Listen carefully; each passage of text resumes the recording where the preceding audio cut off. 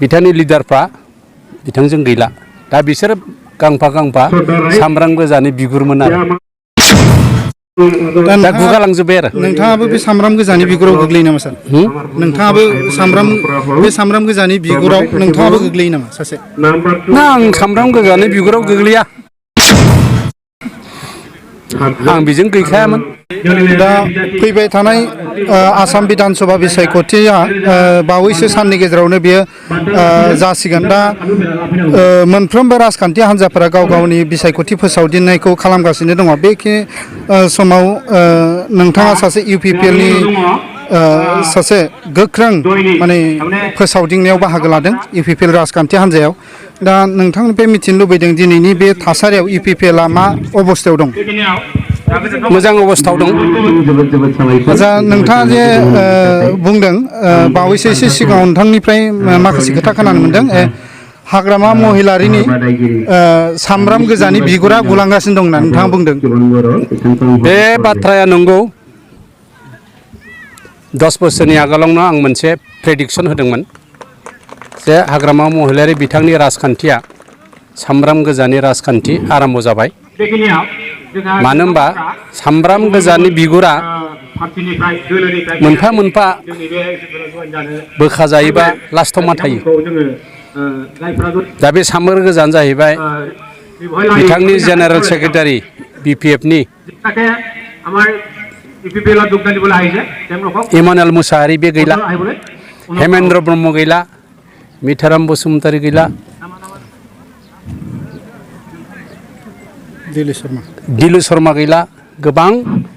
बिथांनि लिडारफ्रा बिथांजों गैला दा बिसोर गांफा गांफा सामब्राम गोजानि बिगुरमोन आरो दा गुगालांजोब्बाय आरो नोंथाङाबो बे सामब्राम गोजानि बिगुराव गोग्लैयो नामा सार नोंथाङाबो सामब्राम गोजानि बिगुराव नोंथाङाबो गोग्लैयो नामा सासे ना आं सामब्राम गोजानि बिगुराव गोग्लैया आं बेजों गैखायामोन दा जितु हाग्रामा महिलारिनि फैबाय थानाय बे कंग्रेसजों लोगोसे बिथांमोना महाजुद खालामदों दा बिथांमोननि बे महाजुदा इउपिपिएल आरो बिजेपिखौ गोहोम खोख्लैनो हानाय माबाफोर आसा दङ नामा जेनेबा खहा खालामनो हानाय महाजुदा नामावसो महाजुद गिदिर मोनसे खौसेथि गौथुम होननानै बुंदों खिन्थु बे नङा बिसोर सेरखाय बेरखाय कंग्रेस इउडिएफ लुरिनज्योति आसाम जातीय परिषदा बिसोरजों गैया रायजो दला बिसोरजों गैया अखिल गगैया बिदिनो गोबां पार्टियाबो अपोजिशन पार्टिया बिजेपिनि अपोजिशन पार्टिया कंग्रेस बा इउडिएफजों गैजोबा ओंखायनो बिसोर सरकार दानो हाया बे नंखाय खोथा बिसोर बुंलाबायदों दा बिथां हाग्रामा महिलारि बिपिएफनि नेता हाग्रामा महिलारिया बिटिसिनि बायजोआवबो हेलिकप्टारजों थांनानै माने बिसायख'थि फोसावदिंनायखौ खालामबाय थादों दा बिनि बेलायाव मा आसामाव मोनसे बिपिएफ आरो कंग्रेसनि गेजेराव मोनसे दोहौ फैगोन नामा हाग्रामाया लाबोगोन नामा बे जेबो दोहौ फैनो हाया दोहौ लाबोनो हायैनि खारना बेनो हेलिकप्टार गाखोनानै फोसावदिं खालामनाय इलेक्सन फोसावदिं खालामनाय कालसारा दिनैल' नङा गोबाव सम जाबाय ओमफ्राय 20 बोसोरसोनि आगोलनिफ्राय बे सोलिदों दा हेलिकप्टारजों थांनानै इलेक्सननि फोसावदिं खालामहैयो कंग्रेसआ राहुल गान्धी सनिया गान्धीया बिसोरथ' सरकार दानो हायाखै मिसा खोथा बे हेलिकप्टार कालसारा दा बिजेपि आरो इउपिपिएलनि गेजेराव मोनसे बेलायाव इउपिपिएलआ मोनबेसे मोनगोन आरो बिजेपिआ मोनबेसे मोनगोन ओमफ्राय आसामाव माबायदि सरकार फैगोन बिसोर मोननै होनाय माबानायाव देरहाजोबगोन जोंना आठथायाव देरहाजोबगोन दा बे समाव नोंथाङा जितु बिसायख'थि फोसावदिंनायखौ गोख्रोङै बाहागो लाना खालामबाय थादों बे सम 7 नं माजबाद समस्तिनि रायजो राजाफोरखौ बे समाव मा खावलायगोन रायजो राजाफ्रा बर'फ्रा 95% भट होनो थाखाय सांग्रां जाबाय आरो माखासेनिफ्राय 20% 30% जग जाबानो इउपिपिएलखौ हमथानो हाला आरो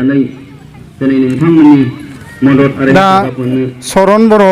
बिथांजों लोगोसे बदरुद्दिन आजमल बिथाङा फोसावदिंनायाव एखेबारे नांथाबगासिनो दङ दा माइन'रिटि भटखौ बिथां सरन बर'आ आवग्रिगोन नामा सरन बर'आ थांनाय 5 बोसोराव माइन'रिटिनि खामानि मावाखैना माइन'रिटिआ बेनो भट होआ आरो बिजेपिनोबो होआ दा बिसोरनि अल्टारनेटिभ पार्टियानो जाबाय इउपिपिएल बिजेपिनिजों होआ होनदों बिसोर इउपिपिएलनो होगोन आरो सरना खामानि मावाखै माइन'रिटिनि गेजेराव ओंखायनो सरनाबो फंसे बाथ्रा बुंदोंमोन खरेन्द्र रथेन्द्र नरेन्द्र होननाय फंसे बाथ्रा